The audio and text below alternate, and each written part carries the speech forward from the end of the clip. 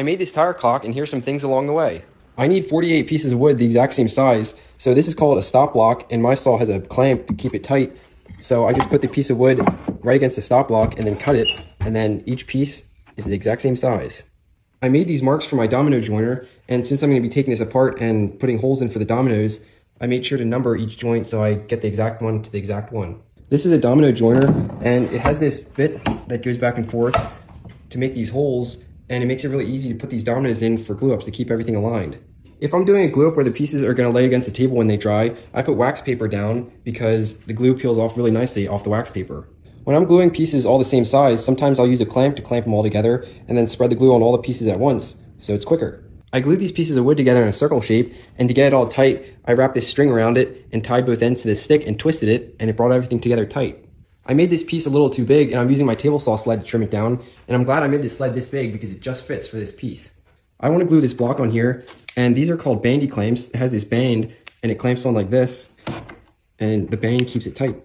I made 4 of these, and now I'm going to glue them all together, and once the glue is dry, I'm going to use this circle jig for my router and cut a perfect circle with these. I put dominoes here because when gluing these together, it's probably going to want to slide around, so these dominoes will hold it in place. I think it's easier to clean the glue right after I glue it up when it's still wet, and I just use this paint scraper and an old yogurt container. Some people wait till the glue dries, but I think it's a lot easier to do it now. It says on the bottle to wait at least 30 minutes, but for big glue ups like this, I usually wait overnight to make sure everything's cured.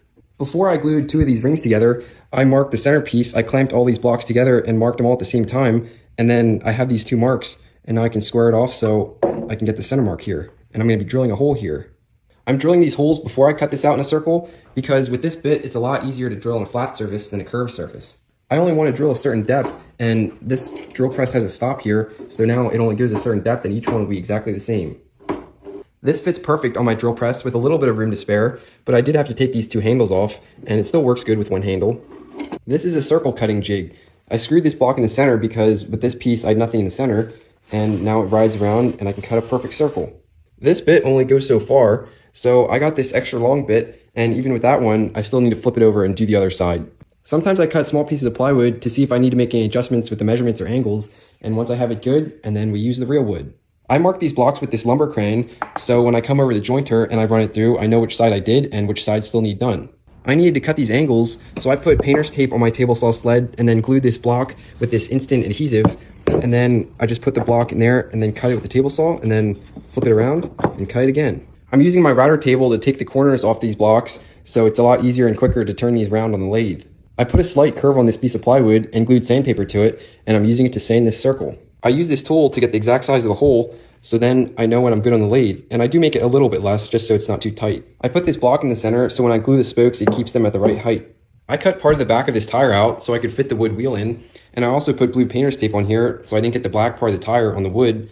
I also put these bolts in for the bracket to hang it on the wall because once I put the wood wheel in, I won't have access to there. Before I cut up this big piece of Padook, I made this sample piece with my circle jig, and this is going to be for the rim of the tire. And I was pretty happy the way it looked, but I am going to make a couple adjustments. I notched this out to save some wood, and it'll be a lot less cutting with my router because I'm going to make these into a ring. I used this piece of cardboard through this whole project to make sure I have all the sizing right. I used it when I made the wood wheel, and now I'm also using it to make the rim to make sure everything will line up. I didn't use dominoes with this glue up. I'm simply relying on the glue, and the reason is when I cut out this profile, I didn't want to expose the dominoes because that would be very unfortunate. I used this bit with my circle jig to make this edge keep going down, and every time I move this a little bit and move the depth just a little bit deeper.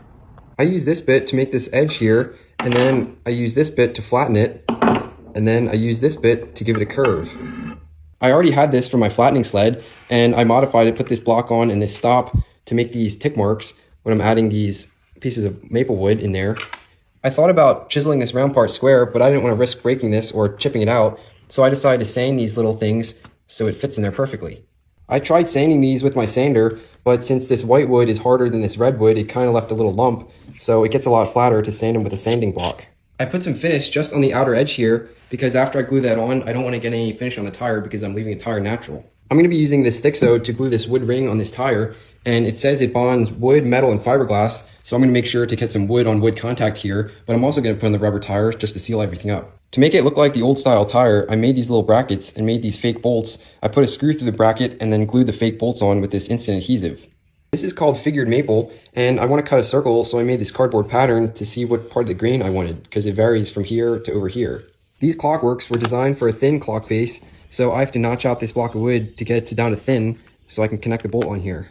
This is called a French cleat. It's an angled piece of wood that goes against another angled piece of wood, and it hangs on there. This is so you can easily lift it off if you need to change the battery or change the clock mechanics. I turned this on the lathe, and then took 80 grit sandpaper in the palm of my hand and rounded the edge on this. Then I trimmed just a thin slice of this to make these fake carriage bolts.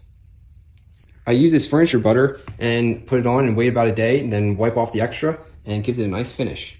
I used 2 different rags to wipe the finish off this. This one you can see is more red because the oils in this wood bleed and I didn't want the red to get on this. This project weighs 107 pounds, so I am making 2 metal brackets to support this on the wall. I bought this little welder, and I'm not the best at welding, but I'm getting better. I temporarily hung this on my shop wall, and for some reason the brackets got a little bit crooked, so I'm gonna have to make some adjustments. I added this piece of metal to move the bracket down. I couldn't move the bolt because I have no longer access to the center of the tire. I have everything ready for install, and I always do a bag of tools, everything I need, so I can just grab everything and install it real quick. Have my tripod, make sure to video everything. What do you think of this project?